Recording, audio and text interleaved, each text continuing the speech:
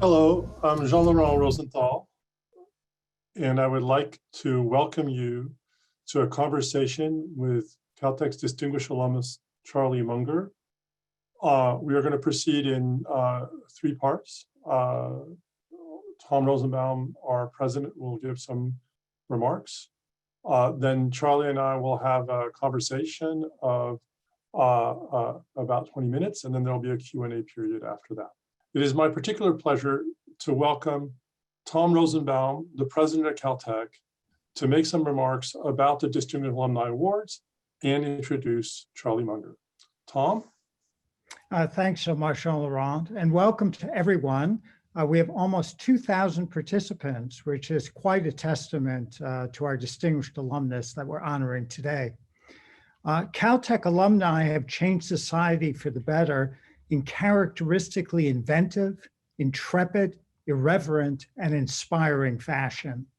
They pursue careers in academia, in industry, in public service. Whatever and wherever their chosen paths, our alums demonstrate to the world the special nature of a Caltech education. Caltech's Distinguished Alumni Award is the highest honor the Institute bestows upon a graduate.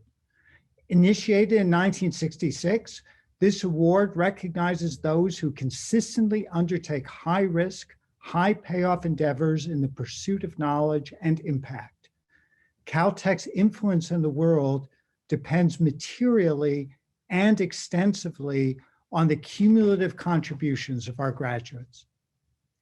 Today, we celebrate the achievements of Charles T. Munger.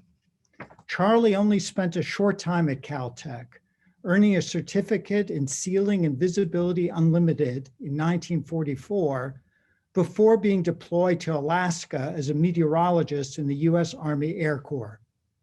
Yet Charlie and Caltech forged a lasting connection, 75 years and going strong. Charlie appreciates excellence, one of the keys to Caltech's success, and like Richard Feynman, demonstrates the advantages of, quote, using different tools than everyone else. We see this in the way he tackles problems, whether it be a business or philanthropic proposition or the architectural design of a building. In both a grounded and iconoclastic approach to investing and to life, he sums up his success as follows.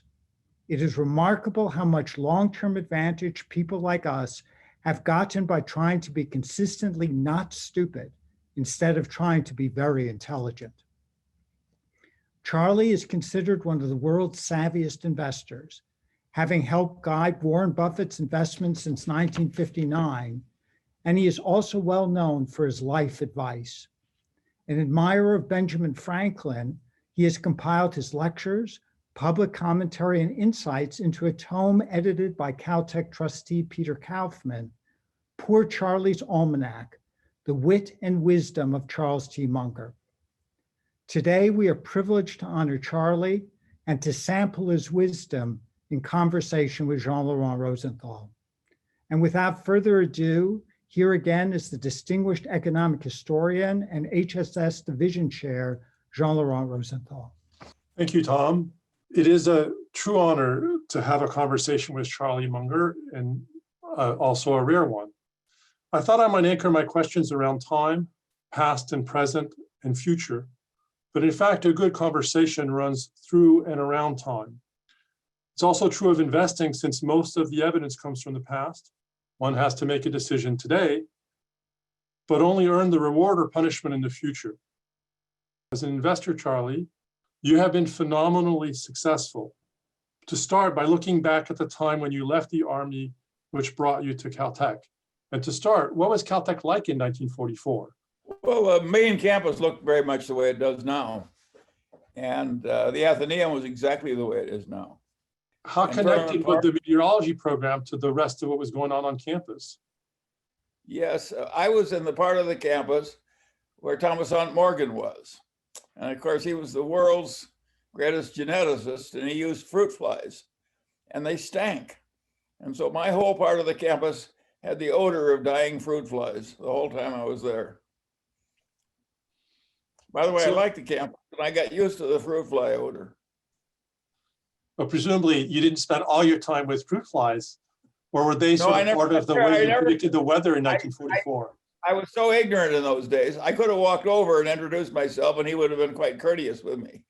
And he was a very great man, and I was too dumb to do it. It didn't occur to me. So at the end of the war, you decided not to return to mathematics at Michigan, or to Yes. stay and go to college somewhere else. Instead, you went to law school.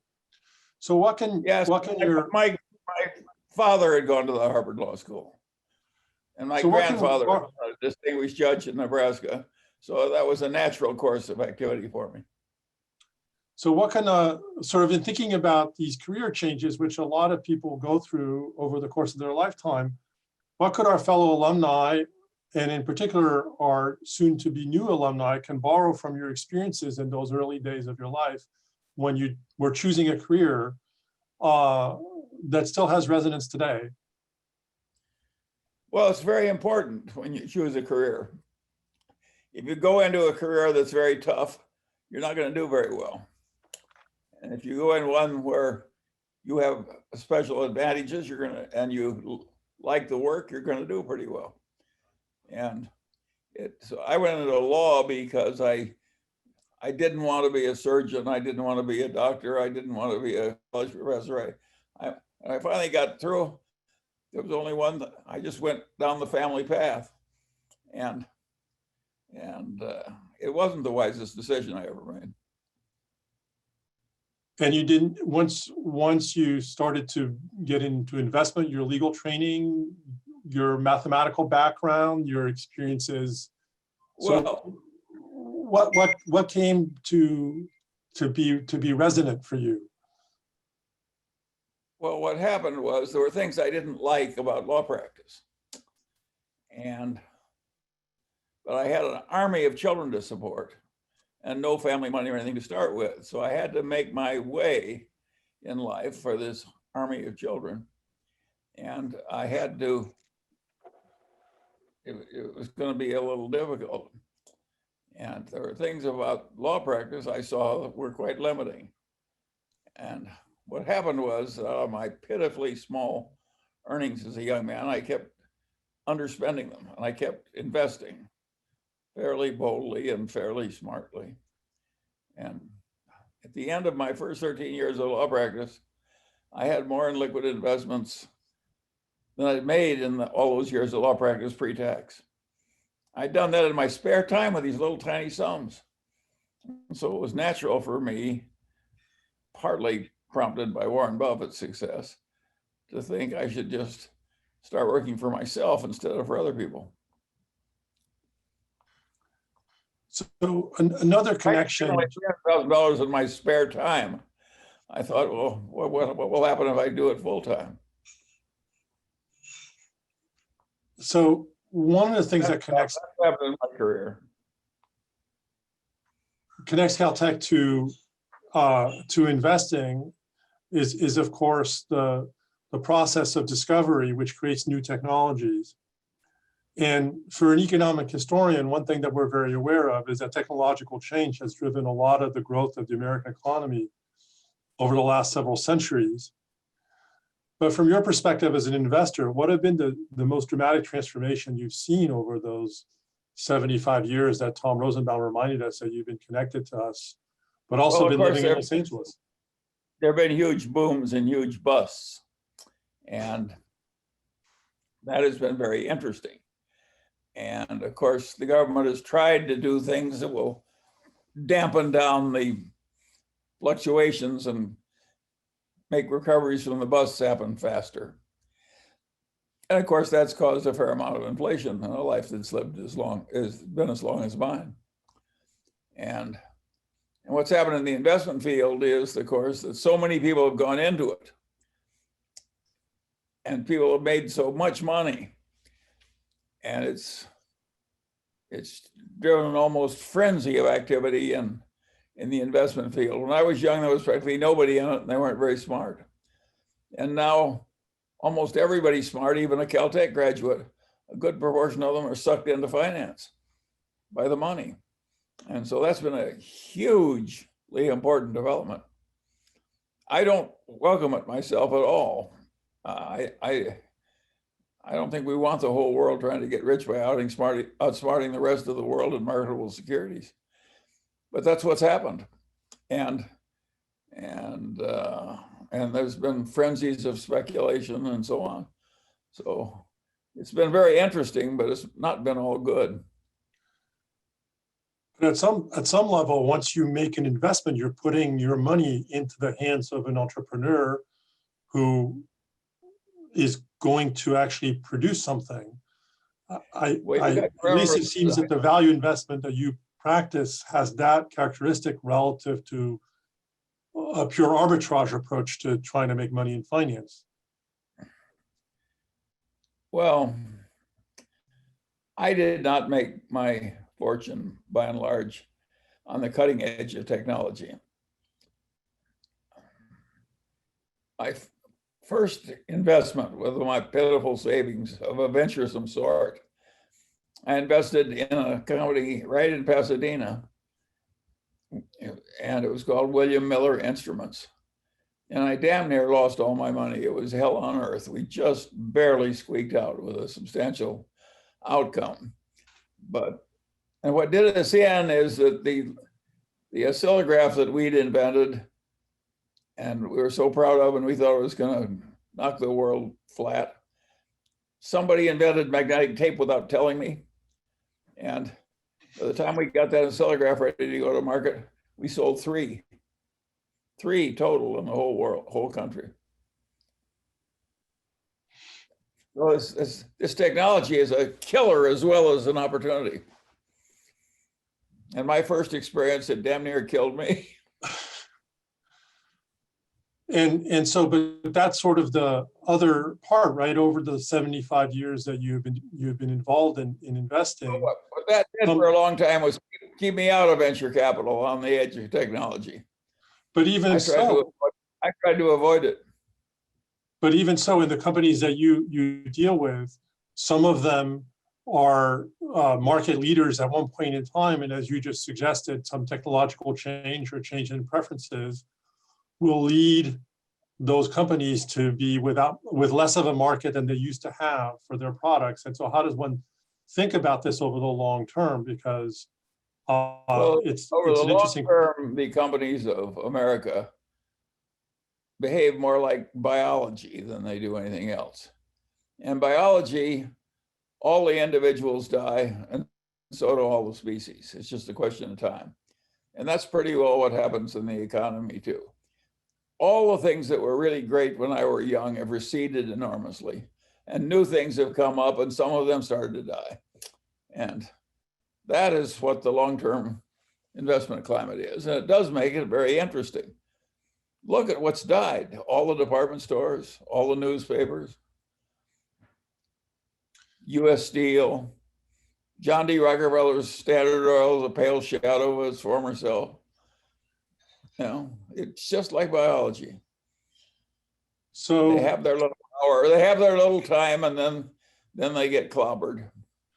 And so how does one, as sort of a witness, or sort of in a certain way, one lives longer than the life of some of these companies, sort of deal with change, right? So you could think about an investment portfolio that you create at a point in time will only have validity for a certain amount of time. And so how does one learn to deal with change? It's a question that I always ask my students, and I would just, how does somebody who has to take the resources of very large numbers of people deal with change? Any thoughts on that matter? Well, some people try to get on the cutting edge of change, so they're destroying other people instead of being destroyed themselves. And those are the Googles and the Apples and so forth. Other people like me do some of that, joining things like Apple, and in some ways we just try and avoid big change that we think is likely to hurt us. And so Berkshire, for instance, owns the Burlington Northern Railroad. You can hardly think of a more old-fashioned business than a railroad business, but who in hell's ever going to create another trunk railroad? So it's a very good asset for us. So And we made that success not by conquering change, but by avoiding it. Now, Burlington Northern itself has been quite clever at adapting technology to their railroad.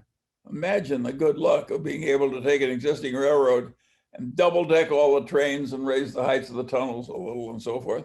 And all of a sudden you got twice the capacity at very little incremental cost, which is what that railroad has done. So that is a So form of everybody uses new technology, but it really helps to have a position that almost can't be taken away by technology. How else are you going to carry goods from the port of Los Angeles to Chicago, except on our railroad?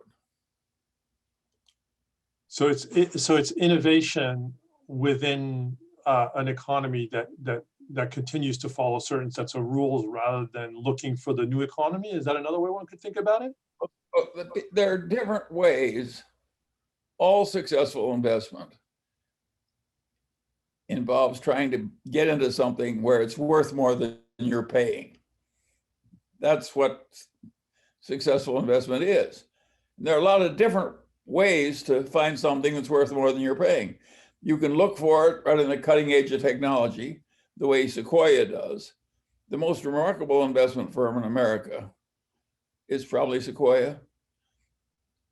That venture capital firm, which absolutely fanatically stays right on the cutting edge of modern technology, they've made more money than anybody, and they have the best investment record of anybody. It's perfectly amazing what Sequoia has done. So you've also talked repeatedly about people's mental biases. As you said, you don't want to be the smartest person, but you want to avoid doing stupid things. So how does one guard against mental biases in one's decision making? I spent a lifetime trying to avoid my own mental biases. I rub my own nose in my own mistakes. B, I try and keep it simple and fundamental as much as I can. And I like the engineering concept of a margin of safety. I'm a very blocking and tackling kind of a thinker. I just try and avoid being stupid. So, and I have a way of handling a lot of problems. I put them on what I call my too hard pile, and I just leave them there. I'm not trying to succeed in my too hard pile. And do they sometimes come back and require for you to? Oh, I sometimes get things that are too hard, and when that happens, I fail. So one has to accept limitations. Is that one of the really important pieces of avoiding these biases? What I would say is the single most important thing, if you want to avoid a lot of stupid errors, is knowing where you're competent and where you aren't. Knowing the edge of your own competency. And that's very hard to do because the human mind naturally tries to make you think you're way smarter than you are. So as a question that's almost personal given my research, I can't resist asking about innovation in finance. Over the last half century, it's a sector that's gone through several upheavals, radical change. To go back to the time when you were born, there were 30,000 banks in the US. None of them were very, very large. A few New York banks were big. And now the top 20 banks account for almost everything. But the range of innovation in finance has been huge. And there's a debate in academic finance for sure about how much of this innovation is helpful to the markets versus how much actually creates instability. Well, I have a very clear opinion on that. I think the early innovation that the Bank of America did under Giannini, where he helped all these immigrants with these loans, and of all kind, and he kind of knew which ones were good for it and which ones weren't. I think that was all to the good. That brought banking to and banking helped to a lot of people that deserved it. Helped the economy, it helped everybody. But once banking got so they wanted to be in soft white hands and make zillions as speculators. I don't think those developments have been a plus. In other words, I like banking when they're trying to avoid losses prudently. So I have one more question, which I think a lot of people have in mind. COVID has been extremely disruptive to American society and to the American economy. How do you think the economy is going to emerge over the next 12 months from this period of great difficulty? And how much of the change that we've seen start to happen is going to be persistent? Well, my opinion on that is no better than anybody else's. But I think it's quite likely that a year from now, the worst of that will be very, very thoroughly behind us. It's amazing. I watched the polio get totally killed by the vaccinations. And I think they'll spread these vaccines over the world so fast it'll make your head swim. So I think this horrible COVID thing is very likely to shrink to insignificance in the course of the next year. And what about the transformation to retail? You said department stores are gone, but there seems to be at work a quite massive transformation of retail. Are we going to go back to Old Town Pasadena, for example, or is the shift to online retail more permanent? I don't think retailing is going to go away after all. It's been around for thousands of years. But certainly it's been a very difficult place to make money because of what the internet has done. I recently had a friend send me a blue blazer made in China, bought on the Chinese internet, and it cost $42 delivered. And it may not have been a perfect blazer, but it was an amazing blazer for $42. The person who created that blazer gave some little factory an order for 100,000 at once. And those had been pre-sold using the internet. And so it's the most extreme kind of kill all the competitors type of selling I've ever seen. Of course, retailing hasn't coped with something like that. How good is it for Brooks Brothers when somebody can deliver a thing to the internet from China for $42? It didn't look like that bad a blazer to me either. It's amazing. Retailing has gotten very tough. And I think this online stuff is here to stay, and we'll get more and more efficient. So that could be actually good for the consumer, but more difficult for certain sets of investors, in particular, sort of commercial real estate. Of course, these changes are always bad for some investors and good for others. But when they're bad, they're very bad. I don't think we've seen the full brunt of the changes that are coming in terms of this online shopping. Well, but there's also... I'm a director of Costco. And in the last reporting period, their online sales were up 86% over the same quarter last year. Now, that is a significant development. And is it good for other retailers? No, it's good for Costco, but it isn't good for them. But how much of their sort of brick and mortar stores how much of this is people who would have shopped at Costco in the departments, in the stores? Brick and mortar stores are already doing well, but their brick and mortar stores have been enormously destructive because of their low prices and efficiency to other retailers. And now they're doing all this internet thing. The last thing I would want to do in retail is compete with Costco. So we've talked a bit about retail, and the reorganization of the American labor force is also going to, you think that is going to be a more transitory phenomenon, that once we get vaccinated, the jobs are going to return? Or are we likely to see a slow return of employment in the same way that we did after 2001, 2002? I remember that I did not make my fortune, such as it is, by predicting macroeconomic changes better than other people. What Buffett and I did was we bought things that were promising, and then we just, sometimes we had a tailwind from the economy and sometimes we had a headwind. And either way, we just kept swimming. That's our system. And after all, that's the system Caltech has too. Caltech just gets up in the morning and keeps swimming, and pretty soon they're eminent. Caltech's not trying to play the game of getting big advantage out of the booms and busts. We're just like Caltech. Well, we do hope that we are committed to our path of discovery and not the victims of the current fashion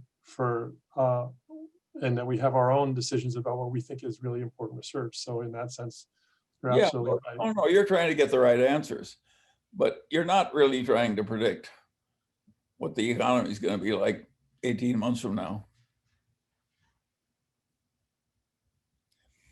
So perhaps we now have a large number of really interesting and imaginative questions from the audience. So perhaps I could actually have you answer some of these, and I will just read them to you. I'm in your hand. Let me just close that so I can. So one from Dr. John Victor, who was a Bachelor of Science in Chemical Engineering, 1971. And he has two questions. The first one is, he has a theory that really smart people foresee the future better than others. And so we can ask, what did you think about that? And then his second question is, did you ever make a bad business decision? Well, the answer is the second one is, of course, I've made bad business decisions. You can't live a successful life without doing some difficult things that go wrong.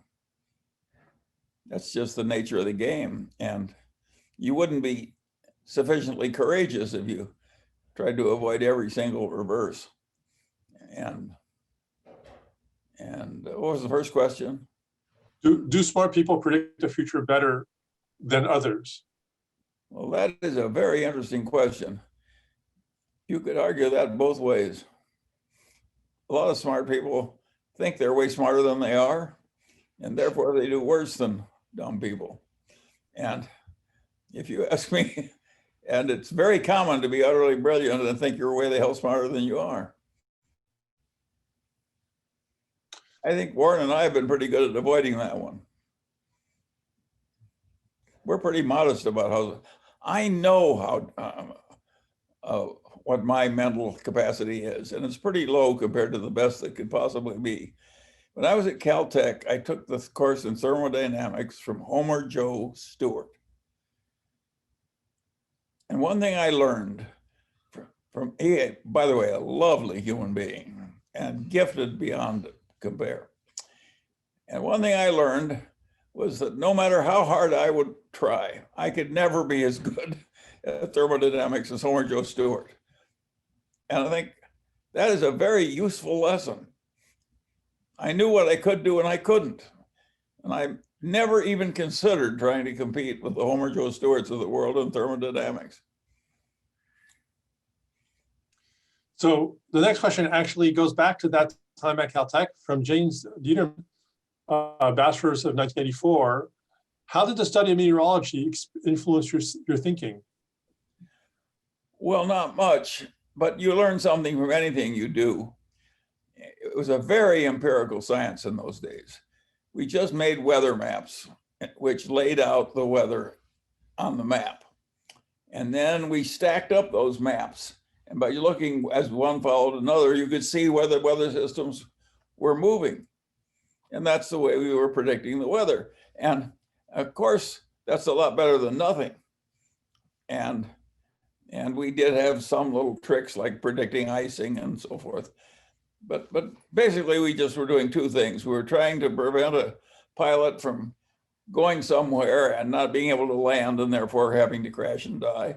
Or we were trying to prevent a pilot from going into icing that was so tough that he couldn't handle it. And if I did that in my Army Air Corps, I knew I wouldn't kill a pilot. Now, that's not very complicated by Caltech standards. But it's Well, there's a lot of uncertainty, right? Yes, there is. Depending on the location you're trying to predict the weather for. Yeah, but sometimes you can, it's pretty easy. And when it's likely to be bad, you can tell them not to go. I was in the ferry command, so I didn't have any bombing runs or anything like that. And so if it really was dangerous, we just told them not to go. It was such an empirical science. I never wanted to be in it. They threw the meteorology department out of Caltech early after World War II. And I think it was a correct decision. It was too empirical a activity for Caltech. So we're back in climate science. So I think things have changed since then. Climate science is different from meteorology. That's a very interesting subject about which there's a lot of disagreement. Well, we're actually trying to make some progress in having better predictive model over the long run evolution of the climate of the globe. Everybody is, but it's proven very difficult. It's better than nothing, don't misunderstand me, but it's proven very difficult. My attitude on that is that the worst that can happen in terms of global climate can be coped with by the advanced civilizations. If you had to erect seawalls to protect the entire present United States, that wouldn't take that much of GDP per capita for that many years. And it could be done quite safely if we had to. So I don't see that as the worst tragedy the man could get. So our next question comes from Ms. Bavardi Menon, who has a bachelor's degree of 2008. What is one critique of Caltech or its alumni that we ought to pay attention? Or how should Caltech or its alumni evolve in the future? I think Caltech is doing very well just the way it is. And I think one of its great advantages is that it doesn't change too much. I think it was very smart to keep the undergraduate department pretty small and make the graduate department so outstanding. In other words, I think the whole idea was I think quite sound, and it hasn't changed all that much. Remember, I was there when Milken was there, and I knew him not well, and it hasn't changed that much. And I think that's been a strength. So one of the reasons, to the extent I understand that history, is that we really wanted to focus on the ability of people with different backgrounds and different disciplines to talk to each other. Because we thought that new ways of thinking about the world, about science, or about engineering would emerge from that. And that was one of the things that we tried to privilege. But there are also have been situations where scale matters. So in thinking about those investment opportunities or other kinds of activities in trying to be smart about things, how much of this is accepting information from a variety of different sources to cross-check the decision you want to make? Well, I'm a big fan of knowing the big ideas in pretty much all the disciplines, the ones that are pretty easy to assimilate, and then using those routinely in your judgments. That's just my system. And I don't trust the executive, I don't believe in just constantly consulting with experts and doing things that way. I might do that if I were building a chemical plant or something. But in the investment decisions, I think it's very helpful to be able to yourself be pretty comfortable with the big ideas in all the disciplines. And I think that it also, life's more fun if you do that. What I find is, though, that academia is not very good at the interdisciplinary stuff. Academia rewards a researcher who knows more and more about less and less. And there are real difficulties with that approach. Well, we try to, I mean, that is an inevitable part of the way we go about doing I know it. its work. It's inevitable. Outside your own little field, it's dangerous. So my next set of questions are more on the finance side. So Paul Goodson, who was a bachelor's degree of science in 1975, asked, do you expect the next 10 years to have lower returns in the equity markets than the last 10? He doesn't give us an idea why. The answer is yes. And could you give us a hint as to why that might come to pass? Yes, because so many people are in it and the frenzy is so great and the systems of management, the reward systems are so foolish that I don't think it's going to work at all. I think the returns will go down, yes. In real terms, the returns will be lower. So Schuler Coolin, bachelor's degree 1995, is going to ask about political economy. So two different questions. What do you think of the combinations of quantitative easing and large fiscal deficit? And where are they going to lead us? Well, there I've got a very simple answer, and that is, it's one of the most interesting questions anybody could ask. And we're in very uncharted waters. Nobody has gotten by with the kind of money printing we're doing now for a very extended period without some trouble. And I think we're very near the edge of playing with fire.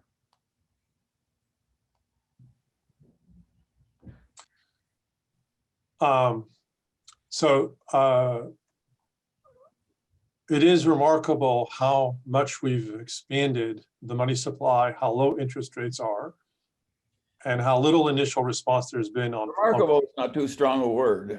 Astounding would be more like it. I will let you choose the adjective, Charlie. It's unbelievably extreme. Some European government borrowed money recently for some tiny little fraction of 1% for 100 years. Now that is weird.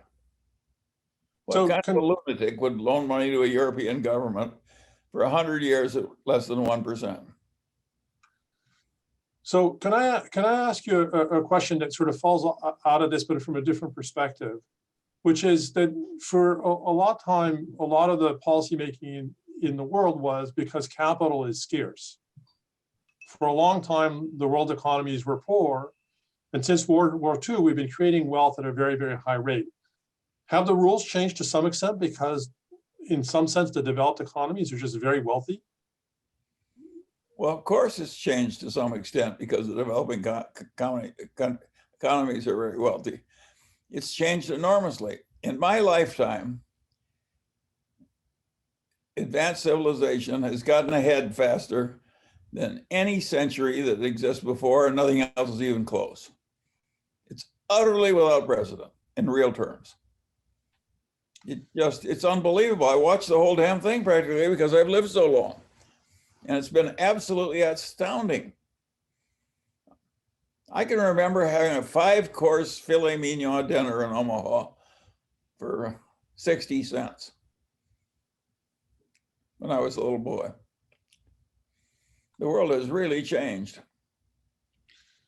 So our next question, which is the converse, wealth can be high because we've accumulated a lot of wealth or because the value of that wealth is high. So David Whitner, who is an associate degree in 1975, asked, is the Nasdaq in a bubble and will it blow up?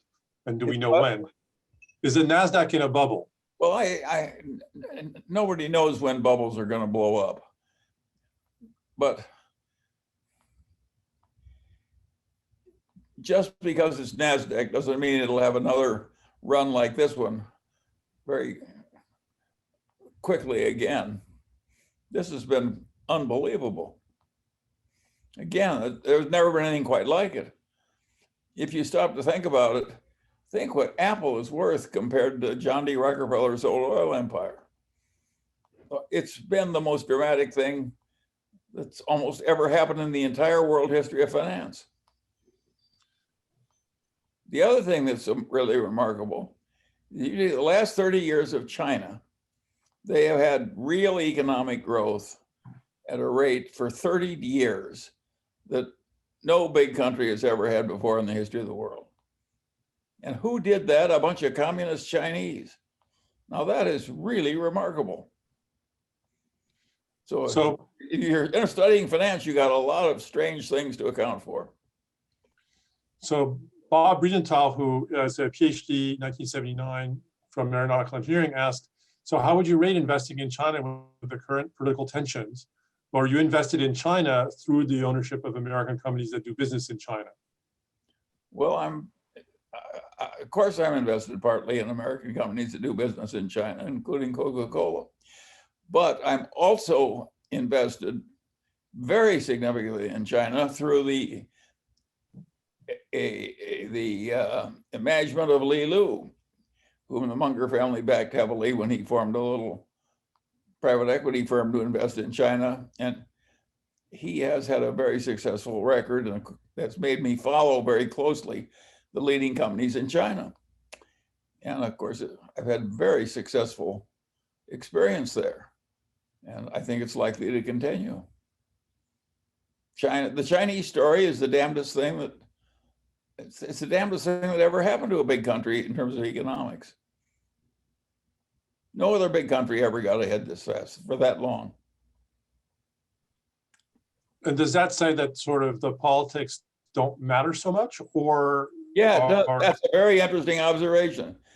What that shows is exactly right. Who would have guessed that a bunch of communist Chinese run by one party would have the best economic record that the world has ever seen? Of course it's extreme. And I think it proves that, it doesn't, we Americans would like to think that our free expression and allowing all kinds of opinion and all kinds of criticism of the government is totally essential part of the economy. And what the Chinese have proved is you can have a screamingly successful economy with a fairly controlling government. All the government has to do is create a lot of Smithian capitalism. And if you do that, having a sort of a controlling one-party government doesn't matter. That's not a fashionable thing to say, but I think it's true. So for those of us who can't only rely on that form of growth, Zach Rifkin, who's a Bachelor of Science 2014 in math, asked, how do you encourage young mentees to take big bets on big edges? And how should this be taught at Caltech? Well, if you ask, how could Caltech teach people how to win chess tournaments or poker tournaments, you would find that some people at Caltech are very good at that and others aren't. And if you want to win at those things, you better bet on the people that are really very good at it. And not everybody is. I don't think Caltech can make great investors out of most people. I think great investors to some extent are like great chess players. They're almost born to be investors. And that's because of the tolerance for risk? Is it the patience? What are the traits of a great investor? Yeah, obviously, you have to know a lot, but partly it's temperament. Partly it's deferred gratification. You got to be willing to wait. And it's a weird, good investing requires a weird combination of patience and aggression. And not many people have it. It also it requires a big amount of self-awareness and how much you know and how much you don't know. You have to know the edge of your own competency. And a lot of brilliant people are no good at knowing the edge of their own competency. They think they're way smarter than they are. And of course, that's dangerous and causes trouble. So I think Caltech would have a hard time teaching everybody to be a great investor. But could it help people discover that they have that temperament? Or is this something that you mostly should try on your own? I think you find out whether you got the qualities to win at poker by playing poker.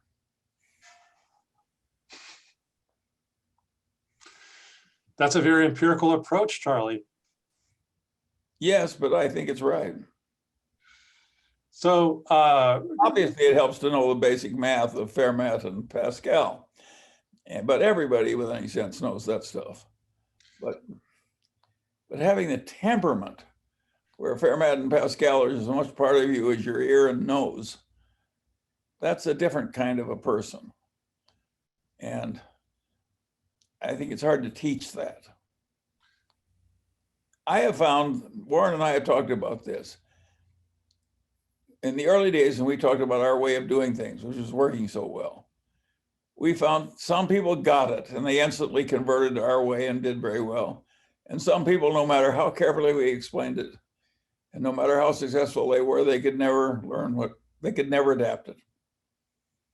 They either got it fast or they didn't get it at all. So that's my experience. So sort of related to this, Charles Miller asks, you've talked about the search for psychological research and education grounded in how humans truly operate. Have you found it yet? Well, no, I haven't found anything yet except how to get by fairly well. And that's harder than a lot of people think. Just think of how hard it is to get far ahead in life. Imagine, suppose you want to get ahead of Caltech, you like the academic life. If you want to, Caltech is very good at getting people tenure. If you're very brilliant and work 80 or 90 hours a week for 9 or 10 years, you get tenure. That is not what I call an easy life and competing with the Homer Joe Stewarts. Well, some of us love it. That's all I could say, Charlie. What? Some of us love that life. Yes, of course, I know. And that's fine. I chose to avoid it because I knew I wouldn't win big at it. So Laura Jaliff. I would have been a perfectly successful professor by ordinary standards, but I would not have been a star. So finding your own path seems very something you really recommend to everyone. The place where you can shine. I'm arguing to everyone. What helps everyone is to get in something that's going up and it just carries you along without much talent or work. And so if you pick a really strong place, like say Costco, and you go to work at it, and you really are reliable and nice, you're going to do fine in life. You got a big tailwind. But in elite education, nobody wants to go to work for Costco from Harvard or MIT or Stanford. And of course, it's the one place where it would be easiest to get ahead. So I have a few more questions that are more on the finance side, but there is one I cannot resist asking you. Srivasan Prakash asks, I'm 16. I want to take up investing as a full-time career. What is Mr. Munger's best advice for me? Well, if you pursue any career with enough fanaticism, that's very likely to work better than not having the fanaticism. And so if you look at Warren Buffett, he had this fanatic interest in investments from an early age, and he kept making small investments even with his paper route savings and so forth. And he finally learned how to be pretty good at it. And so if you want to succeed in investments, start early and try hard and keep doing it. That's all success comes that way, but by and large. So Laura Jaliff, Bachelor of Science 2020, was so a very recent grad, asks, what are you proudest of?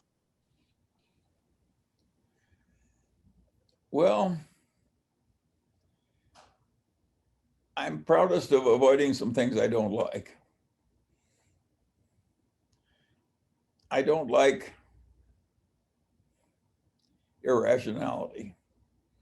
And I've worked to try and avoid it in my life. And I haven't succeeded, of course, nobody does.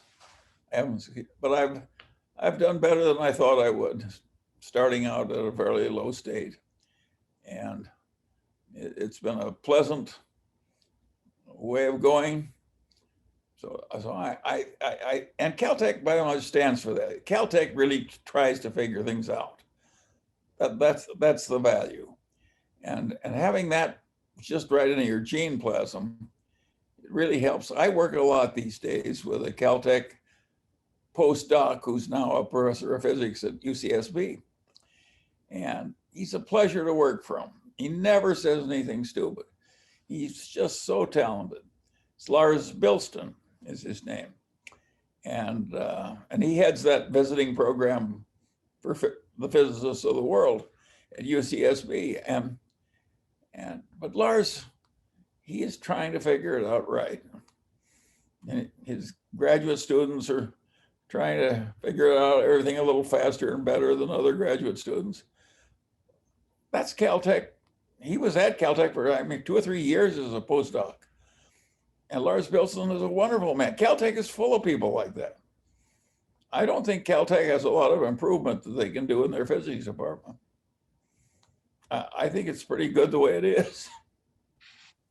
Well, we are very glad of that and very proud of that. You should be. It's hard. Personally, for you to tell me this. It's harder to be that smart in the liberal arts. Partly because many liberal arts professors are so leftist. It's hard to be pretty smart if you're a crazy leftist. You're going to have the world a lot wrong. So, John Dinas, PhD 1961, asked, what did you get out of Caltech that was the most memorable to you? And you said a little bit about this just now, which is why I want to come back in this issue of figuring things out and also rationality. But what was the most memorable thing for you when you were at Caltech? Well, the Caltech, it comes back to Homer Joe Stewart. Homer Joe Stewart was just exactly the kind of a person you want you're representing Caltech to the students. And I came back to my 50th anniversary from my time at Caltech. And there was Homer Joe Stewart. He must have been 88 or something. He was just sharp as a tack. And he started talking to me a little about thermodynamics. And he says, he says, what's interesting about thermodynamics is how little of it was derived mathematically from Newtonian physics. And that is such a good thing to say. And if you understand both subjects, it's so correct. It's weird. You would think that the Newtonian, you could just derive all thermodynamics from what Newton, but you can't.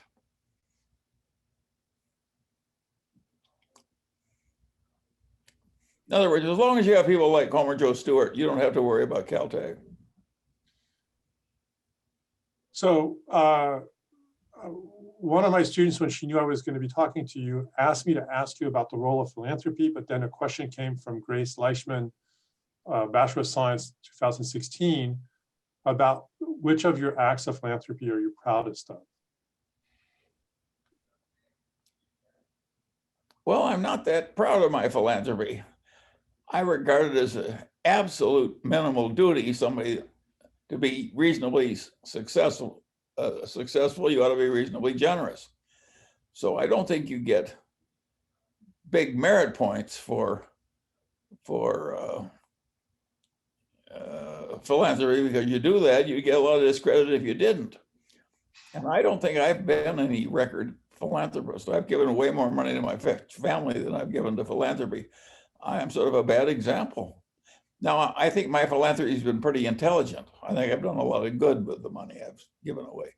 But I don't think I deserve any credit for giving away money that caused me pain.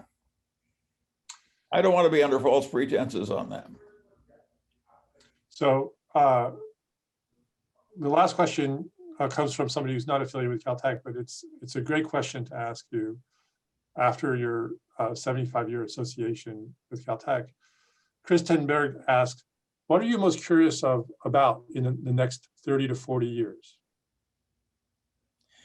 Well, having been an investor for so long, I'm of course interested in these weird present conditions and these weird economic conditions where they're printing money like crazy and so forth. And of course, that's very interesting.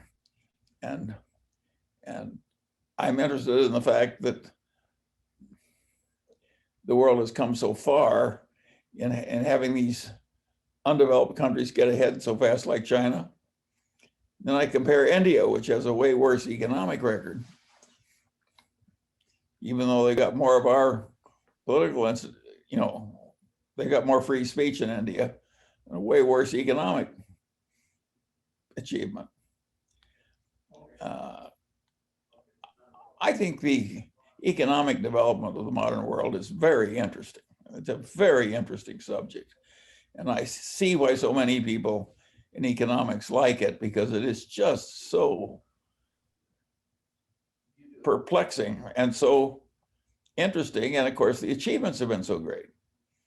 And so I think a lot is, and the technology is the same way.